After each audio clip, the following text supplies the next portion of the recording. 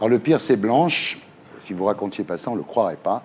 C'est-à-dire que cette femme est sur un fauteuil roulant, on l'amène à la table du goûter, et en fait, la personne qui l'a amenée à la table du goûter s'est pas aperçue qu'elle était morte.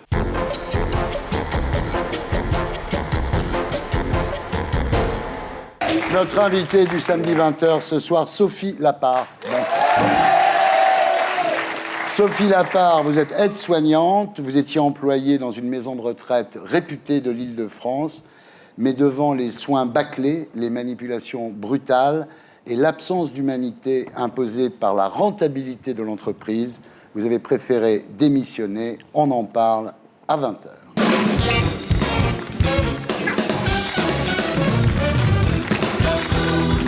Sophie, rebonsoir. Vous avez 48 ans, vous êtes mère de 5 filles, âgées de 13 à 20 ans. L'envie d'avoir une famille nombreuse a toujours correspondu à votre soif de donner et de partager, ce qui explique votre idée de soigner des personnes âgées. Pour vous, ça a été une évidence. Avec un élément moteur qui est encore l'amour que je porte à mes grands-parents. Mes grands-parents vieillissants se sont trouvés éloignés de moi. Ils se sont beaucoup occupés de moi lorsque j'étais enfant, lorsque j'étais jeune. Et je n'ai pas pu leur rendre en retour ce que j'aurais aimé faire pour eux à ce moment-là. Donc ça a été, je pense, aussi l'élément à la base déclenchant. Alors en 2003, vos filles sont grandes et vous entrez dans une association. Vous commencez à faire des soins à domicile. En parallèle, vous suivez une formation de psychologie, soins palliatifs, comment traiter les malades atteints de Parkinson ou d'Alzheimer. Et cette expérience d'aide-soignante est un rêve, en fait, plus qu'un travail, car vous accomplissez votre vocation. C'est un milieu professionnel où je me révèle complètement et je dis que les malades, les mourants, m'ont appris à vivre autrement. Quand on approche de la mort, on quitte le paraître pour l'être. Le temps de la fin de vie, c'est pour moi un temps où on n'est jamais plus dans la vie qu'à ce moment-là.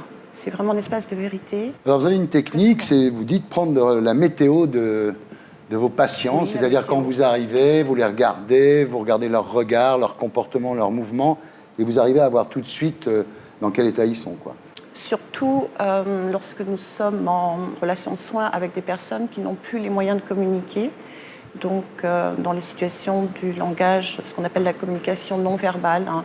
Et donc, ce que j'appelle ma météo, c'est tous ces petits signes qui vont me permettre de voir comment il ou elle va. La façon dont il respire, la façon dont il me regarde ce matin, l'odeur qu'il y a dans la chambre, tous ces petits signes qui sont extrêmement importants pour nous autres soignants. Alors, il y a des histoires bouleversantes de votre époque d'aide-soignante à domicile. Marcel, qui veut sortir une dernière fois pour aller acheter du pain au village. Alors ça lui prend je ne sais pas combien de temps pour remarcher, pour sortir, quoi. Ça fait à peu près 24 mois que ce monsieur n'a plus quitté son domicile, insuffisance respiratoire, presque non-voyant. Et en collaboration avec le kiné, nous commençons un travail de stimulation. Et c'est vrai qu'après 8 mois, Marcel est prêt, de mon point de vue, à pouvoir sortir. Et donc sa dernière sortie, c'est d'aller justement accompagner à mon bras jusqu'à la boulangerie où tous ses anciens copains vont sortir, tout le monde va le féliciter, l'encourager. C'est magnifique. Les gens du village applaudissent, quoi. Ah oui, parce que c'est comme un film. C'était son village natal, ouais. Et pour lui, c'était vraiment une prouesse. Il y a Jean aussi qui est atteint d'un cancer en phase terminale et dont le rêve est de danser la valse une dernière fois, et il le fera avec la perfusion dans le bras. C'est un effort pour lui, il a très envie de cela, et oui, c'est aussi un grand moment. Ouais. Alors, au bout de 4 ans, vous voulez tenter une nouvelle expérience et travailler dans une maison de retraite. Celle où vous entrez est un établissement haut de gamme, répertorié parmi les meilleurs d'Île-de-France. C'est quand même, le prix minimum, c'est quand même 3 000 € par mois. Ça va jusqu'à plus de 5 000 € par mois. La publicité dit c'est une résidence chaleureuse et familiale au cœur d'un parc boisé. Voilà. Tout à fait. Mais dès que vous arrivez là-bas, une collègue vous avertit, vous dit ici, tu sais, on n'a même pas le temps d'aller aux toilettes, quoi. Le rythme est très rapide.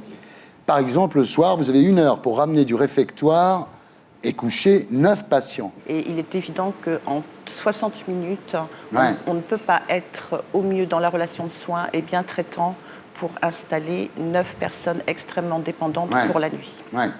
Alors, 6 aides-soignantes pour 51 chambres, là, vous n'avez pas le temps de prendre la météo, comme vous dites.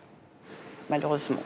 Alors, résultat, évidemment, pas de toilette approfondie, les soins de bouche jamais faits, les pieds pas lavés, des fauteuils pleins de débris alimentaires, donc pas désinfectés. Il est vrai que nous retrouvons souvent des prises de médicaments sous les fauteuils, sous les assises de fauteuil. Les fauteuils ne sont pas quotidiennement désinfectés comme ils le devraient. Les patients sont souvent reconduits en chambre, toujours avec des débris alimentaires. On peut même les retrouver installés au lit à certains moments avec des débris alimentaires. Je dirais que cela touche essentiellement, je tiens à le préciser, les plus démunis. C'est ce qu'on appelle la maltraitance institutionnelle, et vous vous élevez contre cette terminologie. D'un seul coup, c'est une façon de l'admettre, de la nommer. À force de dire maltraitance institutionnelle, j'ai l'impression qu'on va finir par croire et vouloir entendre que c'est normal. Ouais. Ce qui n'est pas et ce qui n'est pas acceptable. Bien sûr. Alors, vous racontez des choses hallucinantes. Maurice, amputé des 2 jambes, cicatrice infectée à la hanche, qui a des escarres parce qu'il est dans son lit depuis des années, et qui baigne dans son urine parce que sa sonde urinaire n'a pas été changée depuis 6 mois. Et donc, il va falloir exactement 12 jours pour qu'une nouvelle sonde nous arrive et qu'elle puisse être remplacée. 12 jours, c'est énorme. Alors Jacques, 75 ans, alors lui, pour remplir les lits, on l'installe à côté d'une chambre où il y a une femme qui hurle toutes les nuits. Et lui, il dit, mais attendez, je paye, quoi. Je voudrais être dans une autre chambre, je veux pouvoir dormir. Et on lui dit que c'est pas possible.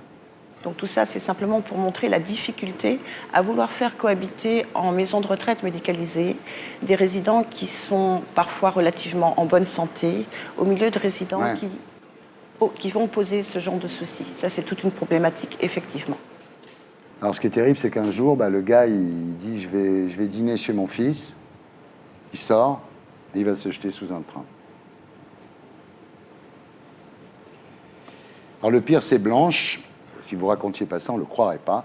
C'est-à-dire que cette femme est sur un fauteuil roulant. On l'amène à la table du goûter.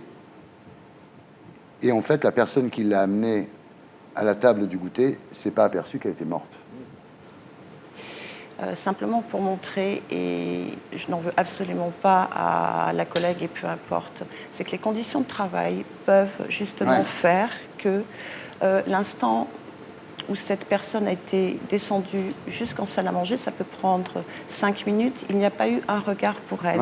L'objectif était de rassembler très rapidement tous les résidents pour le goûter. Voilà, c'est tout simplement ça.